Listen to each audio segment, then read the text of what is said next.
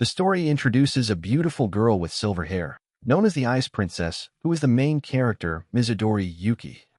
The scene opens with a storybook tale about a princess in a white castle who couldn't smile, despite many visitors trying to make her happy.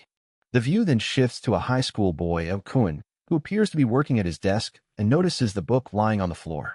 While Aoba and his two younger siblings are watching a show called Ivory Heroes, the White Bravers, he is suddenly struck by a vision of Mizudori, the girl from the cover, looking at him with her piercing gaze.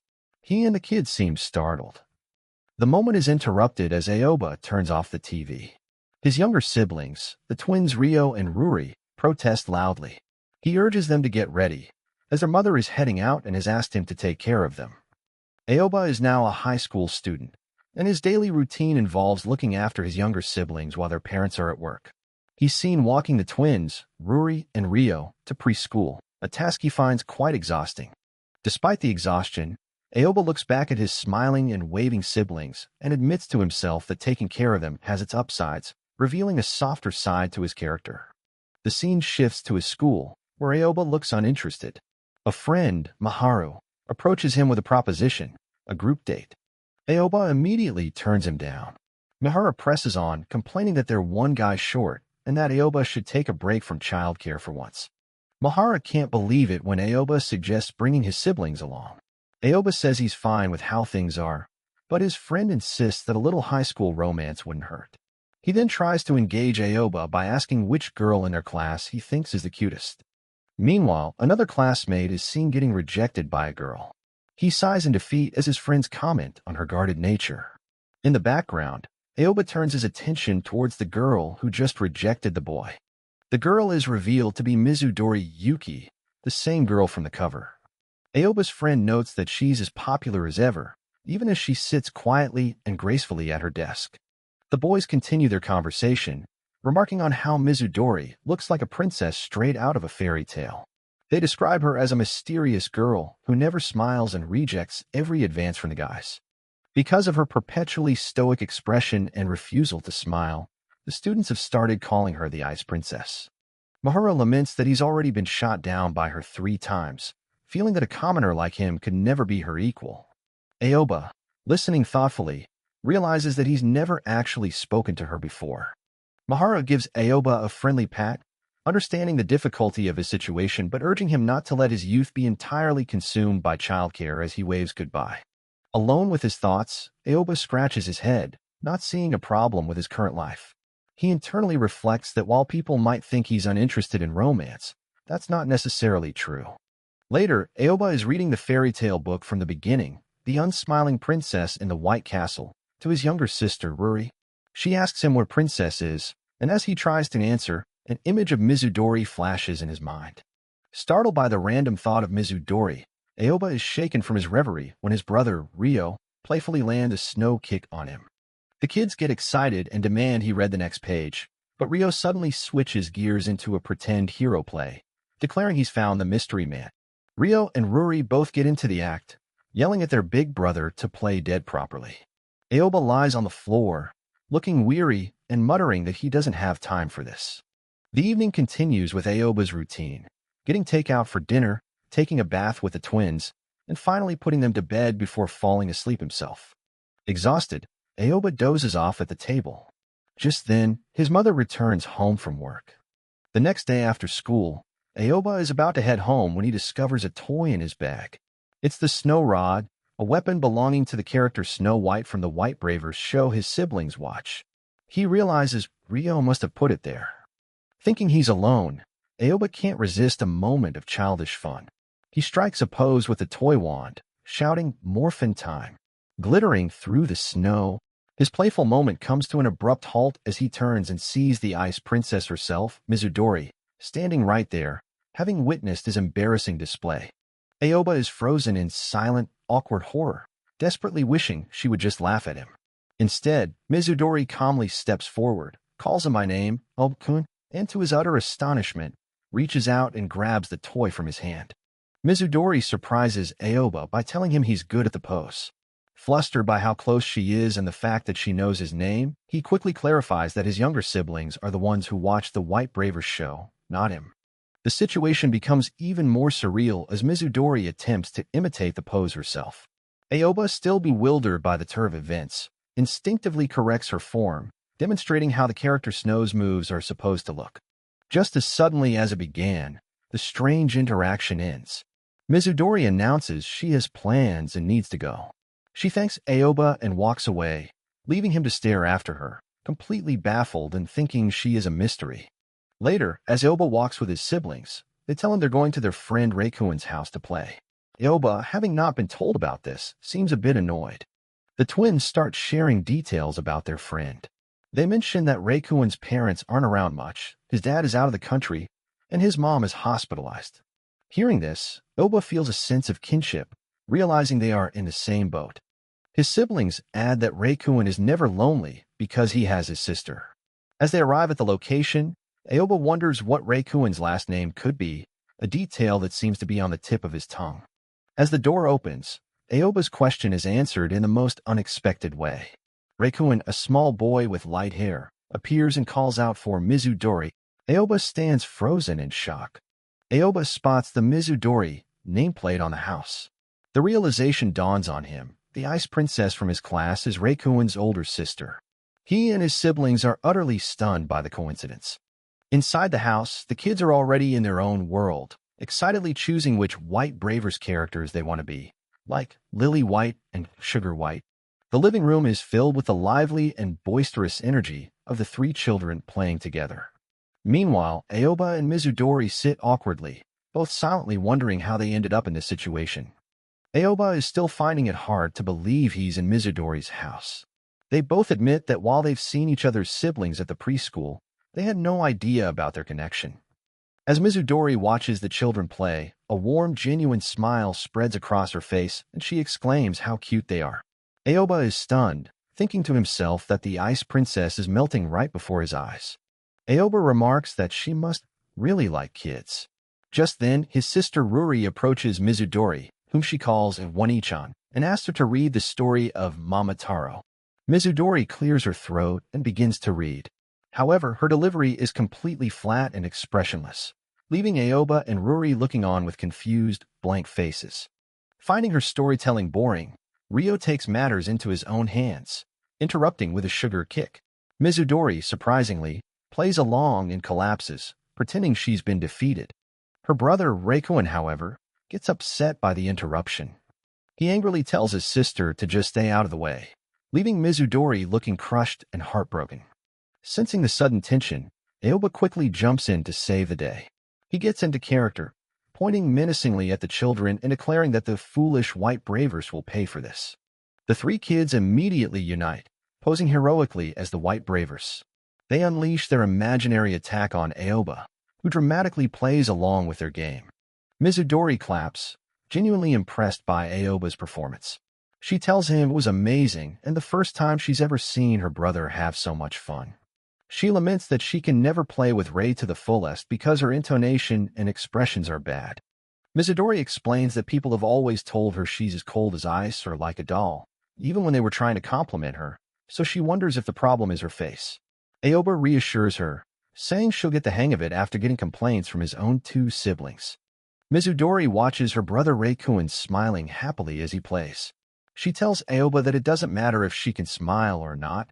As long as her brother is smiling, that's all that matters to her. Looking at Aoba, Mizudori gently pushes up the corners of her mouth with her fingers, as if practicing how to smile. Aoba watches her, a look of surprise on his face. As evening approaches, Aoba announces it's time for him and his siblings to go home. Mizudori asks what they plan on having for dinner, and a flustered Aoba pulls out his phone, revealing the Umir Eats food delivery app. Aoba explains that since their parents aren't home, they usually get food delivered or pick something up from a convenience store. Hearing about their dinner plans, Mizudori seems to come to a silent decision. Determined, Mizudori ties her hair back and heads straight for the kitchen. In a surprising display of skill, she begins chopping vegetables and preparing a hot meal, a steamy sizzle filling the air. Aoba and the three children stare in awe at the delicious-looking meal of omurice and fresh salad that Mizudori has prepared for them. Aoba thanks Mizudori for the meal. She advises him that while convenience store food isn't necessarily bad, it's best to avoid the high salt and oil content. As Aoba takes a bite, he realizes it's been a long time since he's had such a fresh, home-cooked meal.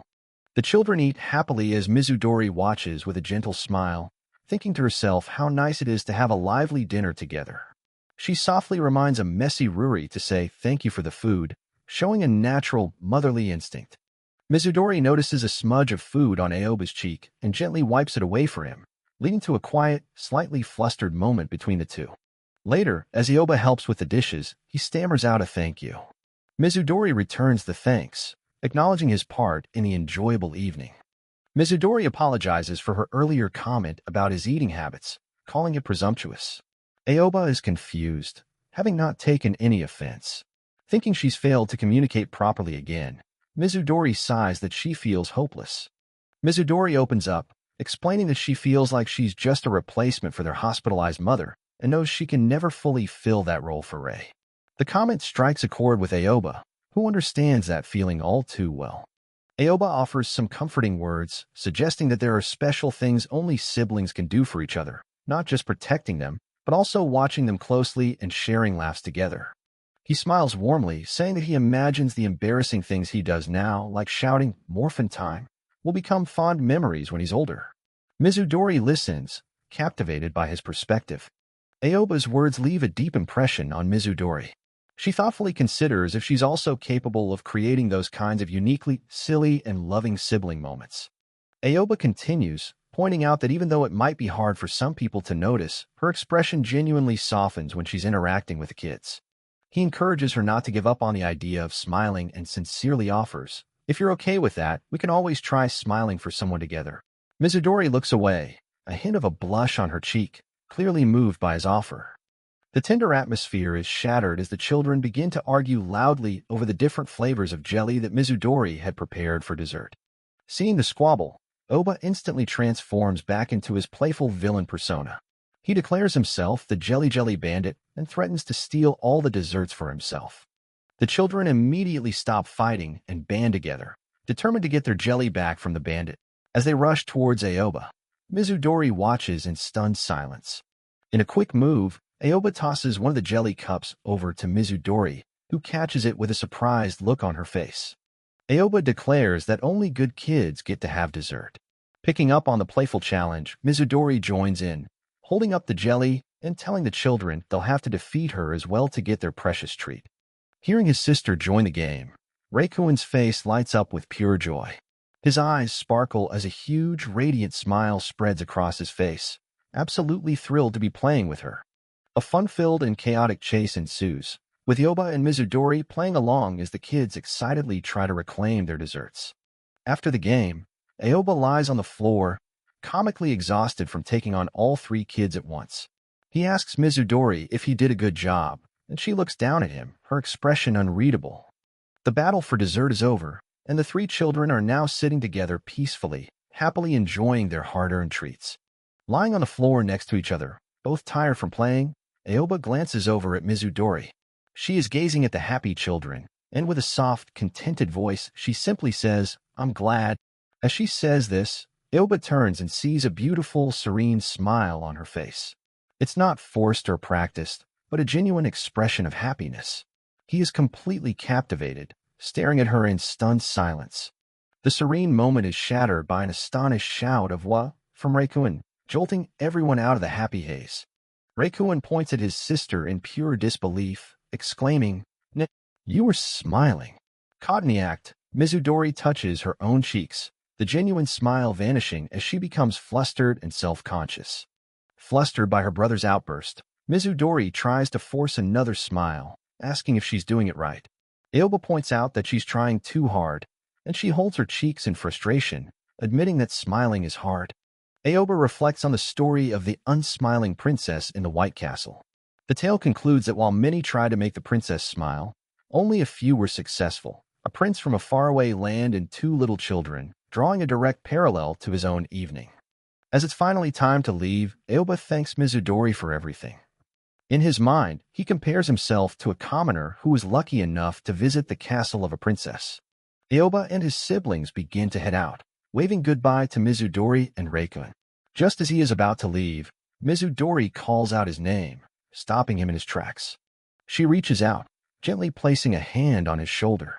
With a look of earnest hope, she asks him, "Will you come again sometime?" Aoba is taken aback by her directness. He turns to face her, a bead of sweat on his brow, surprised by her bold request. Looking at him with heartfelt sincerity, Mizudori makes a confession. "I was able to smile because of you," she tells him. "I want more reasons to keep smiling."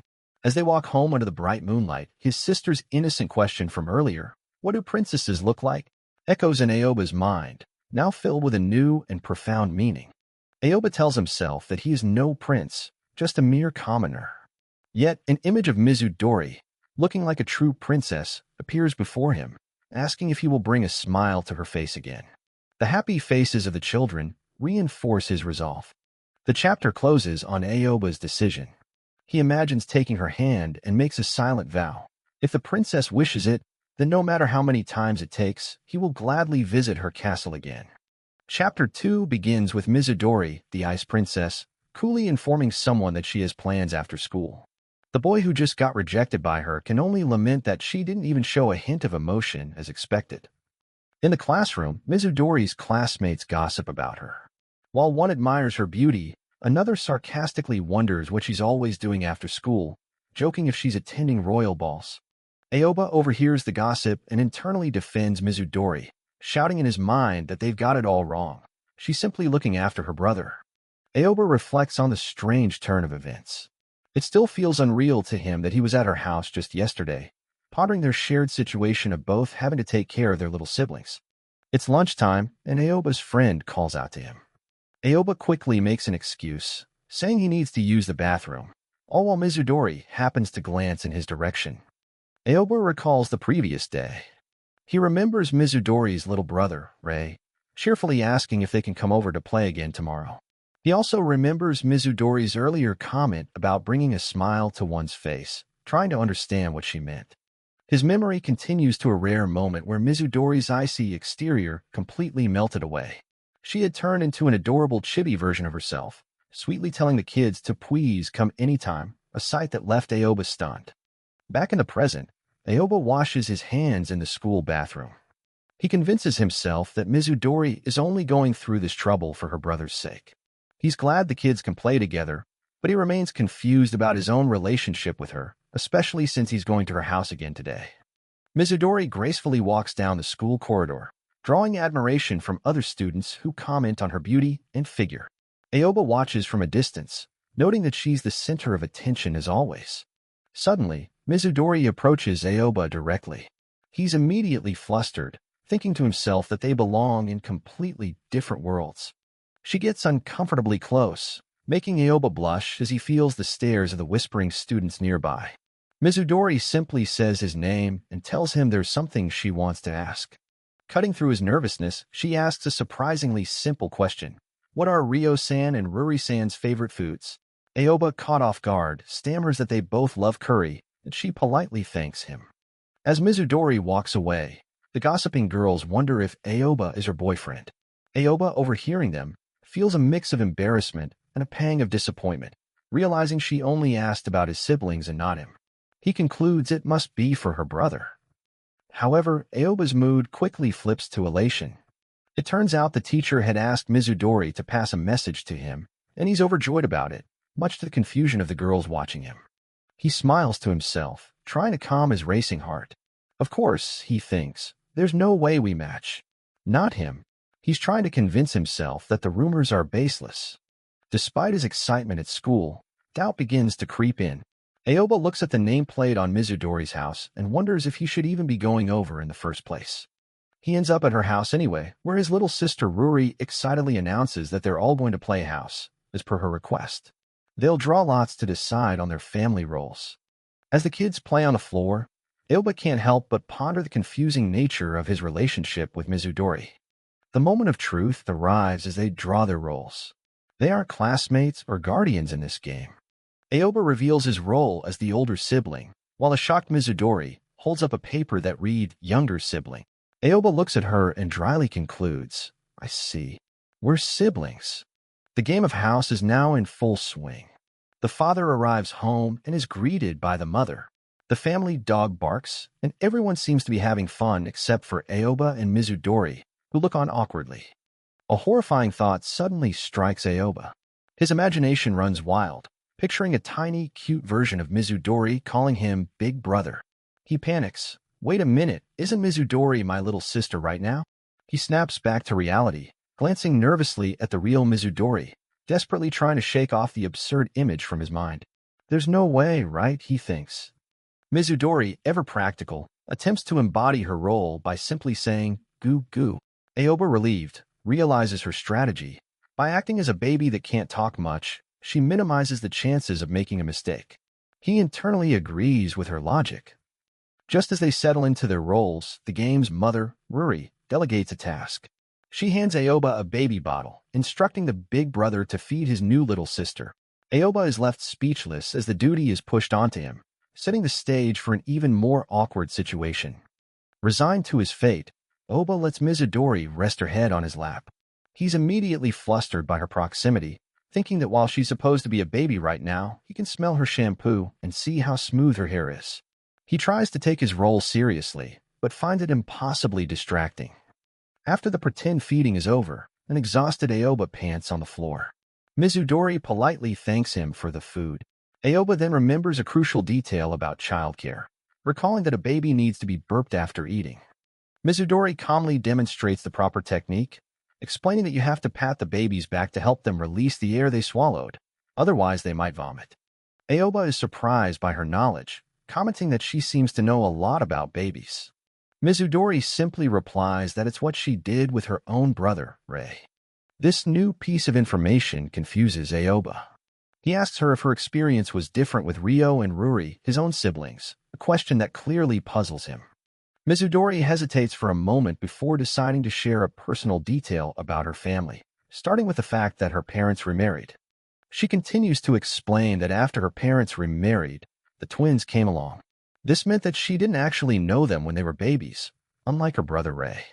She adds that her stepfather was one of her mother's clients and that both of her parents are workaholics, so much so that they had even discussed hiring a nanny. The pieces finally click into place for Aoba. He realizes that Mizudori had stepped up and taken on the responsibility of caring for her siblings herself. Prompted by her honesty, Aoba shares his own past. He reminisces about his childhood, how it was often just him and his single mother, and the many times he was left alone while she worked. He explains that because of his own experiences with loneliness, he was determined to make sure that his own siblings, Ryo and Ruri, would never have to feel that same emptiness. Mizudori is visibly moved by his story. She sincerely thanks him for sharing something so personal. Aoba feels a bit awkward, but she reassures him that it was a good thing. With genuine admiration in her eyes, Mizudori tells him that in her opinion, his dedication and past struggles make him an even more amazing person. She explains that from her perspective, no matter how one looks at it, he and his siblings always appear to be a genuine, loving family. Aoba gets flustered and tries to downplay her compliment, but Mizudori looks at him earnestly and reaffirms that he is, in her eyes, a wonderful big brother. The kids overhear and enthusiastically agree, chiming in that he is indeed a great brother. As they all stand in the kitchen, Aoba, though embarrassed, seems to accept their heartfelt praise. Later, during dinner, Aoba is pleasantly surprised. He had assumed they would be having curry, but instead, they're having croquettes, which happen to be his absolute favorite food. As they are about to part ways for the night, Mizudori stops him, holding out an envelope with money to pay for the meal she had with him the previous day. Aoba immediately refuses to accept the money, insisting that he can't take it, especially since she came over to play with her brother. Mizudori, however, insists that her parents told her it was something she had to do. The kids, sensing the tension, cleverly intervene. They tell Aoba that if he doesn't take the money, it will be harder for them to come back and play in the future, effectively putting him in a difficult position. Mizudori concedes that bringing up the money might have been thoughtless. Aoba then shifts the conversation to a more serious concern, questioning if it's truly okay for her to visit his home so frequently.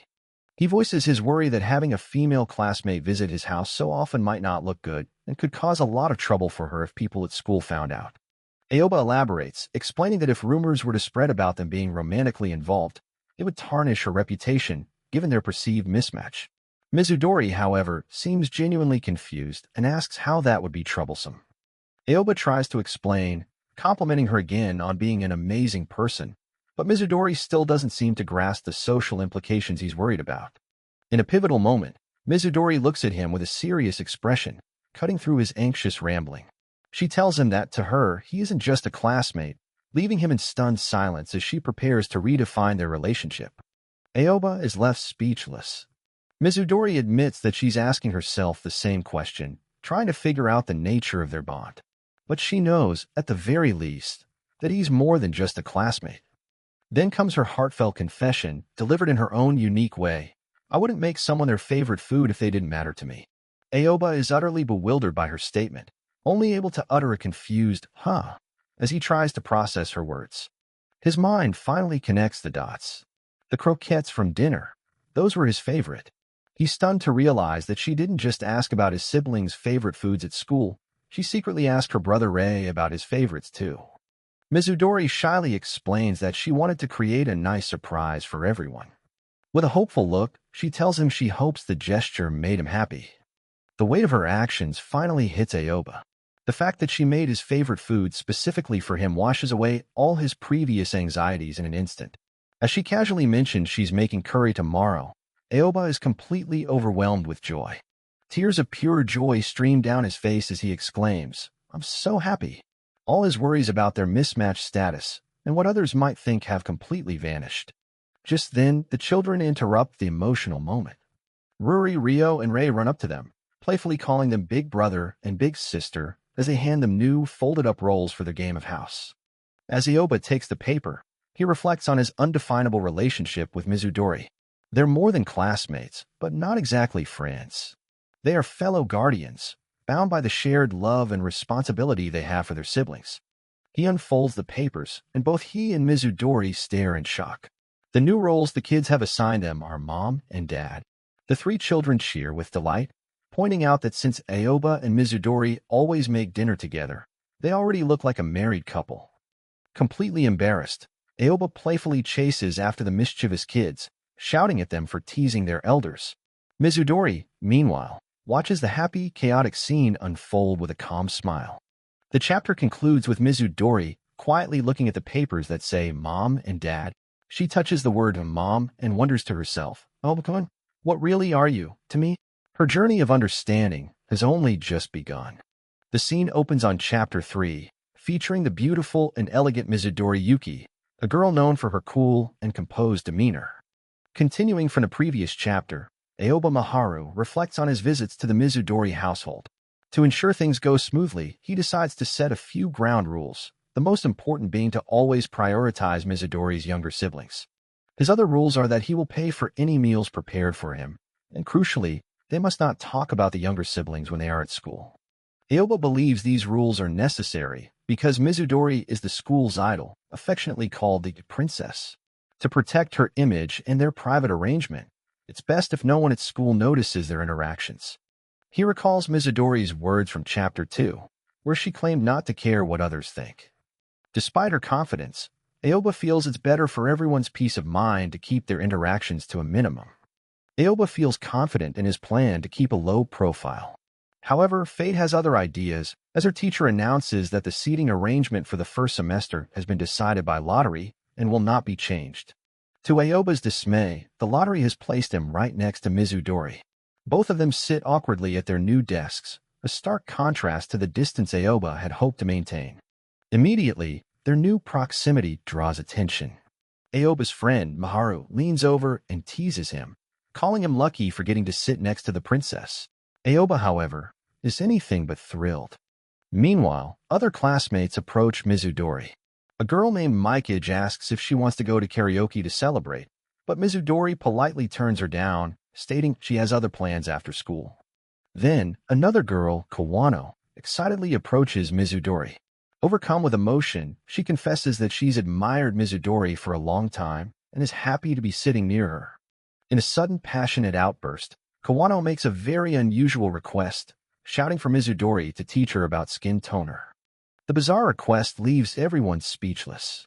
Mizudori, though flustered, politely tells Kawano that she simply uses her mother's toner, but promises to look into the brand for her next time. As class begins, Aoba reflects that since both he and Mizudori are quiet people, maybe sitting next to each other won't be so bad. The teacher then instructs everyone to take out their textbooks. Aoba, however, seems to have brought the wrong book. Instead of a textbook, he's holding a large monster encyclopedia. He sheepishly informs the teacher that he forgot his textbook. The teacher, pointing at Mizudori, simply tells him to share with his neighbor, much to Aoba's horror. Completely embarrassed, Aoba buries his face in his hands. Mizudori, with her usual calm, simply slides her open textbook between them so they can share. The intense gazes of their classmates, especially Kawano and Miharu, are fixed on them. Aoba silently despairs, realizing he has to endure this uncomfortable situation for less than 2 months until summer break. Breaking the silence, Mizudori leans in to whisper to Aoba, starting to tell him about something she saw on TV yesterday that involved her younger brother, Ray. Aoba is completely startled by her sudden closeness, his eyes wide with shock. Mizudori, oblivious to the reason for his reaction, looks at him with a confused, "What is it?" Suddenly, Mizudori realizes her mistake. She quickly puts a finger to her lips, remembering their rule about not talking about her younger brother at school. Aoba, too, recalls the rule they had agreed upon. After school, Mahara points out to Aoba that another classmate also takes care of his younger twin siblings because his parents are busy. The classmate greets Aoba, asking if he's also picking up his siblings today. The conversation prompts Kawano to ask Mizudori if she has any siblings. Kawano remarks that while she has a younger sister, she leaves all the caregiving to her mom, calling Mizudori amazing for being different. As Mizudori tries to leave the awkward conversation, an announcement suddenly crackles over the school's PA system, summoning both Aoba, Maharu, and Mizudori to the staff room immediately. At the staff room, the teacher asks Mizudori to wait in the hall, calling Aoba in first. Aoba's heart pounds, his mind racing with the worst possibilities. He braces himself, convinced their secret about him visiting her house has been discovered. However, the interrogation Aoba expected doesn't happen. To his confusion, the teacher begins asking a series of concerned questions about his well-being. If he's getting enough sleep, struggling with his studies, or having trouble taking care of the kids. Aoba, caught off guard, simply reassures him that he's managing fine. The teacher tells Aoba that he'd like to see him aim for perfect scores on quizzes, just like Mizudori. He then transitions, revealing that he knows about Mizudori's difficult family situation and that she is also taking care of her younger sibling by herself right now. The teacher gently probes, asking Aoba if he has heard anything about it. Caught off guard and trying to protect their secret, Aoba gives a flustered, non-committal answer, confirming he knows, sort of. The teacher then reveals a critical piece of information. Mizudori's mother's health seems to be improving, but she is not ready to be discharged from the hospital yet. This is said just as Mizudori is called into the staff room. The teacher turns to Mizudori and asks if there is anyone else she can rely on. Mizudori is internally conflicted, wanting to keep Aoba a secret. Sensing her hesitation, the teacher clarifies he isn't prying, but just wants to know if she has someone she can truly trust. With newfound resolve, Mizudori looks at her teacher and states firmly, "Yes, it's someone I trust very much." Aoba, who is just about to leave, overhears this confession and is completely surprised, as is the teacher. Hearing her words, a wave of pride and happiness washes over Aoba.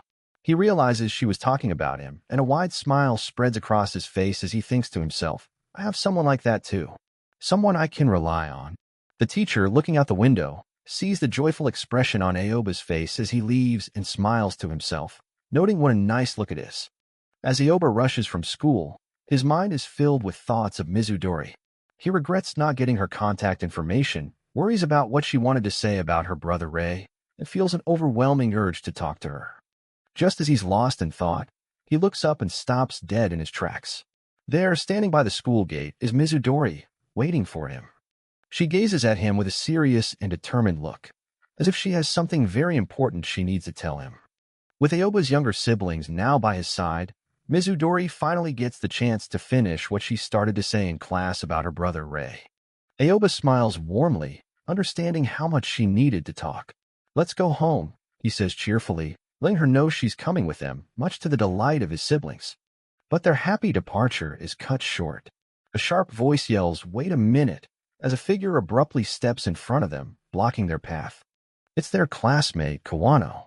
Her face is a mask of anger and confusion as she confronts the startled Aoba and Mizudori, demanding an explanation for what is going on between them. Chapter 4 begins with a dramatic confrontation. Obakuan is startled when their energetic classmate, Kawano-san, points at them, demanding an explanation for what she sees. A young boy, Mizudori's little brother Rei, gasps as he recognizes his sister's friend. He innocently asks if she is his Neicha's friend, thinking to himself that she looks like a prince in the making. Kawano-san, however, is having a completely different reaction. Overwhelmed by the sight of the beautiful faces of Mizudori, Obakun, and Rei all together, she declares it a feast for the eyes and internally squeals about how precious the scene is. The misunderstanding is cleared up as the group sits on a park bench. It's explained that Mizudori is just picking up her younger brother from preschool. Meanwhile, Obkuan quietly asks Mizudori if she could keep his visits to her house a secret. The conversation shifts as someone mentions that Kawano-san has a little sister. Kawano-san proudly shows a picture of her pretty elementary school sister, admitting she uses her for makeup practice. Yobakuan is shocked to see a young girl already wearing makeup. Impressed by Kawano-san's knowledge, Mizudori admits she is unfamiliar with cosmetics. Kawano-san, amazed, enthusiastically suggests they go look at cosmetics together after school. However, Mizudori politely turns down the offer, stating she already has plans. This sudden rejection visibly shocks and disappoints Kawano-san. Just then, Rei asks his sister to help him make a castle in the sandbox. Mizudori agrees, much to Kawano-san's disbelief. When questioned about her uniform getting dirty, Mizudori simply replies that it probably will. Mizudori begins to pat the sand in the sandbox, preparing to play. Obkuan and Kawano-san watch from the side, completely stunned, with Obakuan muttering, "The princess is playing in the sandbox." Yobakuan remarks to Kawano-san that this side of Mizudori must be hard to believe given her elegant image at school. He then looks over at Mizudori playing with the children, adding thoughtfully that every girl admires princesses. Kawano-san turns to Obakuan, a thoughtful and slightly surprised expression on her face as she processes this new perspective on the girl she admires. A moment later, Rei excitedly runs up to his sister, proudly holding up a muddy dango he made just for her. The scene triggers a flashback for Kawano-san. She narrates that up until middle school, she had been a plain girl who never wore makeup, lost in the world of manga and anime like Star Sailor Princess. Her flashback continues to the day of her high school entrance exams. It was there, amidst a crowd of students, that she first saw Mizudori. Kawano-san was instantly captivated by Mizudori, seeing her as the embodiment of a princess, beautiful, elegant, and pure. This admiration led to a realization. Kawano-san felt she could never be like Mizudori. She decided that rather than trying to imitate her, she would be content to just watch her, wanting at the very least to become her friend. Returning to the present, Kawano-san reveals her inner thoughts. The reason she only watches from afar is because she didn't want to stain the perfect image of the person she admires so much. Tragedy strikes as the muddy dango slips from Rei's grasp and drops to the ground, breaking apart. Mizudori, Kawano-san, Obakun, and Rei all watch in stunned silence. Kawano-san panics, blaming herself for distracting Mizudori. Rei, though visibly upset, gives a thumbs up and says it's okay. A distraught Kawano-san apologizes and promises to fix it for him. Before she can act, Mizudori reaches down and takes the muddy pieces from Kawano-san's hand. Kawano-san is completely flustered, internally screaming as she wasn't prepared for physical contact with her idol. With a determined splat, Mizudori presses the broken mud dango back together in her own hand, much to Kawano-san's wide-eyed surprise. Mizudori then turns to the still-shocked Kawano-san and apologizes, admitting with some embarrassment that she's not very good at smiling. She explains that because she's not good at playing with kids, someone once told her to try smiling with someone together. She adds that as long as her brother can be happy, she's fine with the way she is. Yobakuan listens, a newfound understanding dawning on him.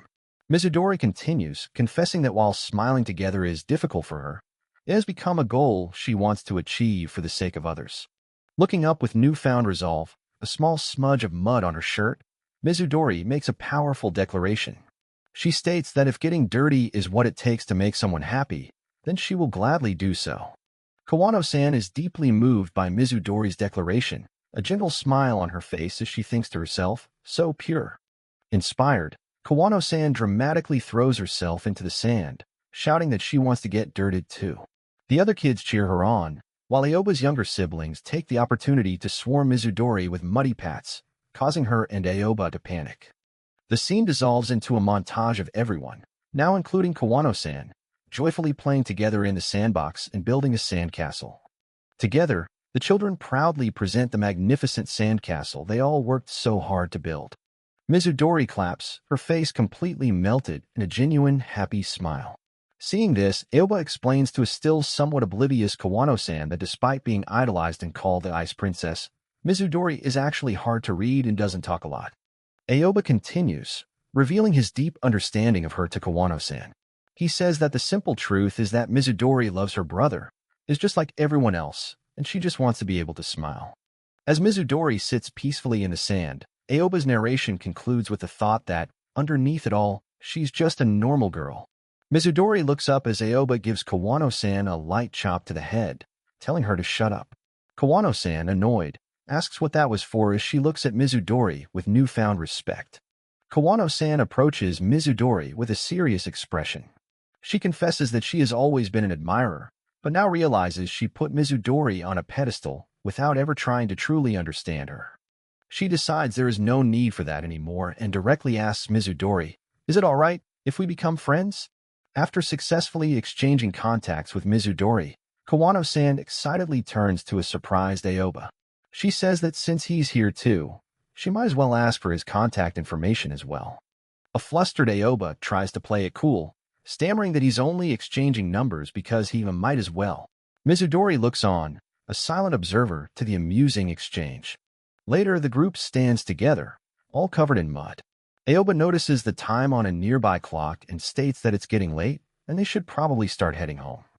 Mizudori responds that she doesn't mind either way, which causes Aoba a slight shock as he briefly misunderstands, thinking she doesn't want to leave. Mizudori gives him a deadpan stare for his assumption. Aoba becomes embarrassed, realizing his mistake. Mizudori, also a bit shy, then clarifies that while she doesn't mind leaving, she would also like to ask for his phone number. A blushing Aoba agrees. The chapter ends with a shot of his phone confirming that Mizudori Yuki has been added to his contacts, a huge step forward for their budding relationship. Chapter 5 begins with an intense, comical showdown. Mizudori and Aoba, along with the children, are gathered around a balancing game, each holding a tool with serious expressions, ready to play. At school, a flyer for a jewelry exhibition catches someone's eye. The theme, the brilliance of this star, and the mention of jewels prompts a curious thought. Kawano-san excitedly tells Mizudori about the exhibition, suggesting she might be interested since one design resembles her hair accessory. Mizudori, touching the accessory her father gave her, admits that beautiful stones are attractive, though she hadn't thought much about accessories before, surprising her friend. However, Kawano's excitement fades to concern as she realizes it would be difficult to take Mizudori's little brother, Rei, to a crowded place. Mizudori listens, her expression unreadable. Elsewhere in a classroom, Aoba's friend Mikage asks him to see a movie. Aoba explains that he needs to keep an eye on his sibling since his mom is working. He also mentions that his sister is worried about him, advising him to take it easy. Mikage presses on, telling Aoba to rest before he gets exhausted, reminding him of the pain of handling kids from his own experience with his sister. Aoba simply replies, "I know," looking weary. The scene shows a quiet moment, with Aoba and Mizudori in the same vicinity, both looking thoughtful, separated by the panel, but connected by their shared, unspoken burdens. The scene shifts to Aoba's home, where they are all playing the balancing game. The star-shaped doll flies off the top, and the children, Ryo, Ruri, and Rei, erupt in laughter, shouting that Mizudori has lost for the third time today. She looks flustered, but is trying her best.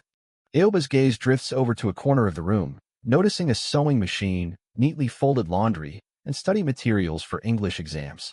It's a testament to someone's quiet diligence. He turns his head, his thoughtful expression directed towards Mizudori, who is examining one of the game pieces, connecting his observation of the household chores to her. Later, while the kids are watching TV, Aoba pulls out the jewelry exhibition flyer Kawano had given him. He recalls the conversation at school and thinks about what to do, still undecided about going. Aoba makes a suggestion to Mizudori. Then why don't you go with Kawano-san on your next day off? Mizudori looks up, surprised by his proposal. With a determined expression, Mizudori declares that she'll take care of Rei. She then turns the situation around, asking Rei if he wants to come over on her day off, to which he seems to react positively. Aoba is completely bewildered by this turn of events. Mizudori explains her logic. She will watch over the kids, so he should go watch a movie with Mikage-san to relieve his fatigue. Mizudori looks at him with genuine concern, stating plainly, Okuun seems tired. Unlike me. Aoba is left speechless, his mind blank with shock. The game pieces, once symbols of their silent battle, clatter to the ground, signifying a shift in their dynamic. Their argument is framed as a fight. A pure white hero white blazer crisis avoidance game. The rule is simple. The person who drops the doll loses and must obey the winner's command. The battle of consideration has begun. Aoba makes his move, arguing that he's fine, but that Mizudori, who handles housework every day, must be the one accumulating fatigue. Mizudori deftly counters. No, she insists, arguing that watching over the energetic Ryo and Ruri can't be easy, and therefore, Aoba must be more tired than her. The children, Ryo, Rei, and Ruri, pipe up in support of Mizudori's argument. They recall how Aoba not only did the dishes but also cleaned the stove's burnt spots, and that grocery shopping is heavy, pleading for White Playbar to help. The game base wobbles precariously as the debate continues. Someone remembers that Aoba was on class duty just yesterday, while Mizudori had cleaning duty this week, making them both seem equally tired. Aoba confronts her, asking why she would make such a suggestion. He admits he was hasty, but tells her not to make decisions about Rei on her own, adding that he doesn't plan to have fun while leaving her and the kids behind. Mizudori looks down, saddened by the misunderstanding. Aoba looks away, flustered, and finally clarifies his true motive. I intended this as a form of appreciation for Mizudori. Mizudori reveals she's seen everything, his efforts doing housework, studying, and preparing things for preschool. She admits she phrased her concern poorly, clarifying that when she said he looked tired, it was because she had been watching him so closely. A montage of moments confirms her quiet observations. Kawano's concern about taking Rei to a crowded place, Mikage telling Aoba to rest, the kids shouting during their game, and the mention of heavy luggage. Through it all, Mizudori understood the true weight of Aoba's responsibilities, which led to her misguided attempt to help. Aoba continues his explanation, saying he thought that if they went to the exhibition with the kids, the children might get bored. He reasoned it would be easier for Mizudori to go with Kawano, so she wouldn't have to be so considerate and could enjoy herself more. Understanding his true intentions, Mizudori flips the script. With a click, she places a game piece and suggests, wouldn't that be good? Aoba-kun could go with us. Aoba is left completely stunned by the direct invitation. With a calm expression, Mizudori watches as the game piece she added causes the tower to collapse.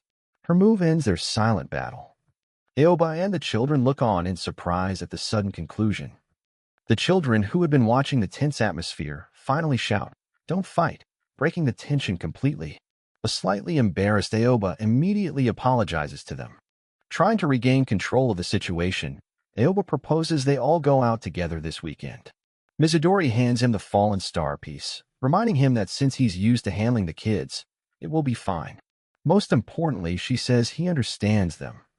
The kids are now ecstatic, cheering to go out together. Mizudori smiles and declares that Aoba will be perfect for this, reminding him of the game's rule: the loser must do what the winner says. Aoba looks resigned to his fate. Later that evening, Aoba's older sister is on the phone, confirming plans to go to the shopping mall the next day and mentioning she's already informed her grandparents. Aoba sits on a couch with his mother while his younger siblings, Ryo and Ruri, sleep soundly. His sister notes that he could have postponed the outing since the exhibition is on for a while, but Aoba says it's okay. Their mother simply thanks him. Lying with his sleeping siblings, Aoba thinks to himself that right now, what he wants most is to be with them. His thoughts continue, Me Too dash as the scene shows Rei sleeping peacefully, with Mizudori's hand gently resting near him, implying Aoba's desire to be with her family as well. The thought concludes as he pictures Mizudori in her pajamas, a soft, determined look on her face. He wants to be with his siblings, and with Mizudori too. As Aoba rests on the couch, his mother gently tells him to enjoy his date, since it's a special occasion. Just then, his phone pings with a new message from Mizudori Yuki, making him jump in surprise. He reads her message, "I'm looking forward to tomorrow." A flustered Aoba screams internally. It's not a date, though, while a comical illustration shows his panic under the moonlight, much to the confusion of his siblings. Chapter 6 begins with a book cover titled The Unsmiling Princess in the White Castle, setting the theme. In front of the AIO building, Aoba, trying to keep a low profile with a cap and glasses, waits with his younger siblings Rio and Ruri, who are buzzing with excitement. Just then, Mizudori arrives with her younger brother, Rei, apologizing for the wait. Aoba gives a small wave, but is immediately struck by her elegant appearance, a small flower hairpin decorating her hair. Mizudori looks at Aoba and correctly guesses his identity. He sheepishly admits he's wearing fake glasses and a hat so people they know won't recognize him, a precaution for their public outing. The group decides to have lunch at a family restaurant first. As they eat, Mizudori confesses that meeting in public still makes her feel uneasy, while Aoba quietly slurps his noodles, listening to her concerns. Meanwhile, the kids are thrilled with their kiddie lunch, which includes a toy. Aoba's sister teases him, telling him to have fun on his date, as she and her brother stare intently at their food. The two kids happily tell Mizudori that the food is good, but cheekily add that it's not quite as good as what Reikuin's Nini, their nickname for Mizudori, makes. Hearing this, Mizudori's usual cool composure completely melts. She blushes and becomes flustered by the compliment, a rare sight that doesn't go unnoticed by Aoba. Watching this wholesome scene unfold, Aoba smiles to himself. He thinks that in moments like these, their strange and complicated relationship almost feels normal. After their meal, Rio excitedly pulls out the toy included in his lunch, a toy knife called the Hidden Blade. He starts swinging it around playfully. Aoba quickly tells Rio to put the toy away. When Rio protests that it can't hurt anyone, Aoba uses the excuse of needing the bathroom to confiscate it for the time being, much to Rio's disappointment. As they walk through the mall, Aoba and Rio pass by a large display announcing an anime adaptation for the picture book, The Unsmiling Princess in the White Castle. Mizudori also sees the poster and seems to ponder the question it poses. Will the prince be able to make the princess smile? The words resonate with her as she glances at the others. Suddenly, two men approach their group. One of them brazenly hits on Mizudori, telling her she's beautiful and asking her to hang out with them, completely ignoring the fact that she's with others. Rei, frightened by the aggressive strangers, tries to push one of them away from his sister, but the man shoves him back, telling him to go back to his mommy. Rei stumbles and falls to the ground. Seeing her brother get pushed, something snaps in Mizudori. She swiftly slaps the man across the face, the sound echoing through the area as Aoba watches from a distance. The man is stunned by the slap. The children look on in shock. Mizudori stares back at him, her eyes filled with cold determination, a stark contrast to her earlier gentle demeanor. As the man angrily yells that she won't get away with that, Aoba steps in, placing a protective hand in front of Mizudori to shield her from the escalating confrontation. Aoba, now back with the group after his brief trip to the bathroom, looks furious. He confronts the harassers, his voice low and threatening, asking them, "Will you leave her alone?" The two men, surprised by Aoba's sudden and firm intervention, are taken aback. At that moment, the toy knife Aoba confiscated from Rio falls to the floor with a clatter. Seeing the object on the ground, the harassers mistake the toy for a real knife and freeze in panic, thinking the situation has become far more dangerous than they anticipated. Seizing the opportunity, Aoba shouts a code word, fusion. Rio and Ruri immediately understand and leap onto him, creating a chaotic and confusing scene to distract everyone. With the children clinging to him and the harassers still confused, Aoba urgently yells for Rei and Mizudori to run, creating a path for their escape. Without hesitation, Aoba grabs Mizudori's hand, who in turn holds onto Rei's. Together, the makeshift family makes a run for it, leaving the trouble behind. As they flee, with Ruri clinging tightly to his back, Mizudori looks over at Aoba. Her expression is a mixture of surprise, relief, and perhaps dawning admiration as he leads their makeshift family to safety. They finally stop to catch their breath inside a nearby gemstone exhibit.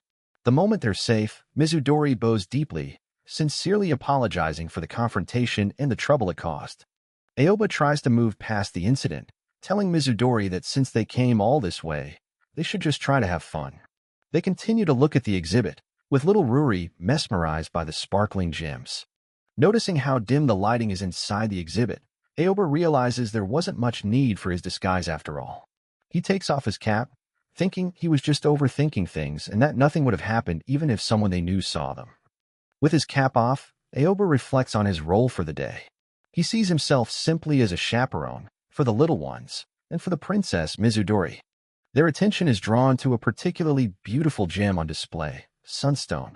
As they look at it, Aoba glances over at Mizudori. Mizudori is captivated by the stone. She notes how the inclusions inside create beautiful light reflections and remarks on its warm color, comparing it to its own little patch of sunlight.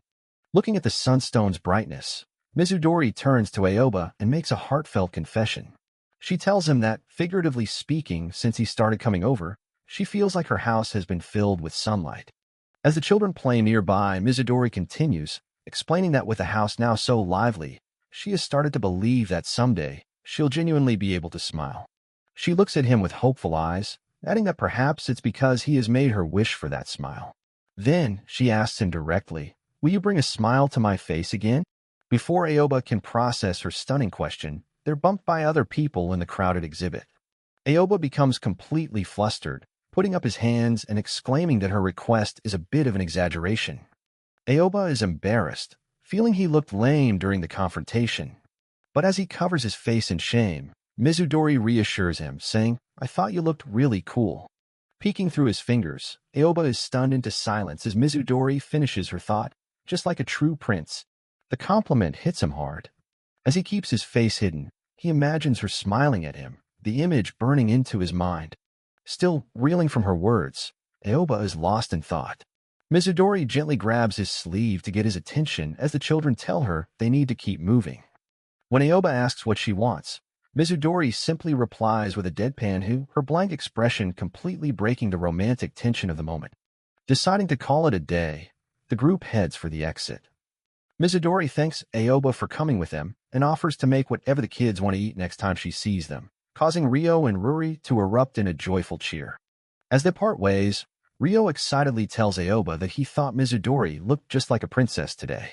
In the background, Mizudori and Rei wave goodbye. Aoba asks Ruri why she thinks so, and she replies with a sweet smile. She then repeats Mizudori's earlier sentiment, telling Aoba that she thought he looked really cool, just like a true prince. Later that night, as his siblings sleep peacefully, Aoba soaks in the bath, unable to stop thinking about the day's events. He replays the moment he grabbed Mizudori's hand and her subsequent praise in his mind. He desperately tries to remember what kind of expression she was making when she called him a prince, but his own hand had blocked the view, leaving him to wonder. The words "like a true prince" echo in his head one last time. Overwhelmed with embarrassment, Aoba splashes water on his face, groaning that he's not going to be able to forget this for a long, long time. Continuing from her previous thoughts, Mizudori Yuki recalls thinking how cool Aoba Mahara looked, just like a prince. The scene then cuts to the present, at Aoba's house, where the clock strikes 1:15 in the afternoon. However, at that very moment, Aoba is anything but prince-like. He's tucked away in bed, groaning in discomfort as a thermometer beeps, revealing a high fever of 38.2 degrees Celsius. Meanwhile, back at school, the bell for the 5th period rings. Aoba's desk sits empty, prompting his classmates to wonder where he is. Mizudori overhears them mention that he left early with a fever. While his classmates casually speculate on how he got sick, Mizudori listens with a concerned expression. At the same time, a sick Aoba wonders the same thing, trying to pinpoint the cause of his sudden illness. Lying in bed, Aoba makes a mental note to ask his friend Mikage for the afternoon class notes. He starts to worry about picking up his younger siblings, hoping his fever breaks soon, or else he'll have to bother his mother. Just as he succumbs to his fever and dozes off while trying to set an alarm, the front door bursts open. His younger siblings, Rio and Ruri, dash in excitedly, announcing that Mizudori has arrived. The scene shifts to a little earlier, showing Mizudori at the preschool.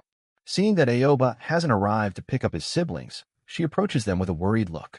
With Aoba not answering his phone or messages, Mizudori takes matters into her own hands. While the children wait, she finds and dials his home number. When the call is answered, Mizudori politely introduces herself as Aoba's classmate, asking if she's speaking to his mother. The scene shifts to Aoba, who is lost in a fever dream. He finds himself staring at the familiar ceiling of the old apartment where he once lived alone with his mother. His dream takes him back to his childhood, recalling a time he was sick with a fever. He remembers not calling his mom so as not to interrupt her at work, a decision he was later scolded for. Aoba's eyes snap open, pulling him out of the past and into the present. He's shocked to see Mizudori and his two younger siblings looking down at him with worry. As his little brother asks if he's sick, Aoba can only groan in response. Mizudori gently takes charge, telling the children to wash their hands and give their big brothers some space to rest. A flashback reveals the phone conversation between Mizudori and Aoba's mother. His mom is grateful for her concern, explaining that her son doesn't like to rely on others, and thanks her for coming to help. Back in the present, Mizudori sits quietly at Aoba's bedside, watching over him as he rests. A gentle smile on her face, Mizudori reaches out and softly pats Aoba's head, humming a quiet tune as she watches him sleep. In his feverish days, Aoba is pulled back into the lonely feeling from his childhood memory, the coldness and helplessness of being sick while his mother was at work. He reflects that it's been a while since he felt that way, especially now that he has his siblings Rio and Ruri with him. Just then, his thoughts are interrupted by a faint sound, a song. Through his blurry, feverish eyes, Aoba can just make out the form of Mizudori, who is sitting by his bed and singing to him. As his vision clears, his eyes widen in disbelief. He is completely stunned to realize that Mizudori is actually in his room. The sight triggers a memory for Mizudori, taking her back to a time when she was younger, holding her crying baby brother, Rei. She remembers asking her mother what kind of feelings to put into a lullaby. Her mother's gentle advice echoes in her mind. When a child is lonely or cranky, you should sing a lullaby to reassure them. Returning to the present, Mizudori continues her song, pouring her feelings into the melody, just as her mother taught her to let Aoba know that he's not alone. Aoba, now more aware, struggles to process the surreal situation. He's bewildered by her presence in his room, and even more so by the fact that she's singing him a lullaby. Suddenly, it all clicks. Hearing his siblings playing downstairs, Aoba realizes Mizudori must have brought them home from school. As he processes his mortification from oversleeping, he can't help but inwardly critique her off-key singing, all while knowing he needs to thank her. As Aoba processes the situation, he thinks he must apologize and thank her. But before he can speak, Mizudori leans in close and whispers for him to get well soon. Before he can respond, she continues whispering, adding an apology of her own. Aoba is left completely stunned and confused by her words. Mizudori explains that she feels responsible for him getting sick, believing it wouldn't have happened if she hadn't invited him out. Weak from his fever, Aoba tries to push himself up, questioning why she would blame herself. In his haste to defend her, Aoba loses his balance and tumbles out of bed with a loud thud. Mizudori, who had been about to leave, turns back, asking if she woke him. He insists he was already awake, trying to cover up his clumsy fall. As he gets to his feet, Aoba sincerely thanks her and apologizes for all the trouble. Mizudori reassures him, explaining that she had already contacted his mother and gotten permission to pick up the twins. Wanting to ease her guilt, Aoba puts on a smile and, despite his fever, tells her how much fun he and his siblings Rio and Ruri had on their outing the previous day. He insists that their fun was all thanks to her invitation. As he speaks, Mizudori kneels before him and gently places her hand on his forehead, checking his temperature. With her hand still on his forehead, Mizudori looks him in the eyes and earnestly tells him that she and her brother Rei also had fun. The intimate gesture and her sincere confession make Aoba blush intensely. Mizudori then gets back into her caring mode, sternly telling the still sick Aoba to return to bed. She asks if he needs anything, comically offering another lullaby, which makes him quickly refuse in embarrassment. Just as she seems ready to leave, she leans in close one more time, her expression suddenly serious. She looks at a blushing Aoba and asks, "Oka, when you feel better, will you go out with me?" "Somewhere together again," she finishes. With a heartfelt invitation hanging in the air, she turns and heads downstairs, leaving Aoba completely speechless while his siblings play below. As they walk outside, Aoba casually mentions that the large house they are living in belongs to the twins' dad, a fact that clearly surprises Mizudori. Just as Mizudori is about to leave with her brother, a man arrives at the house. He looks at her and the young boy, curiously asking if she is a friend of Rio and Ruri, or perhaps one of Aoba's. The man smiles politely and introduces himself, revealing a surprising family dynamic. Nice to meet you. I'm the twins and Miharukuin's dad. After recovering from his illness, Aoba-kun is approached by his classmate, Miharukuin, who asks if he's feeling better.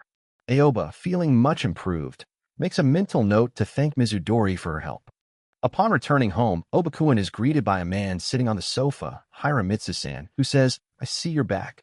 It's revealed that Hiramitsu-san is Aoba's father, who has been away for a month.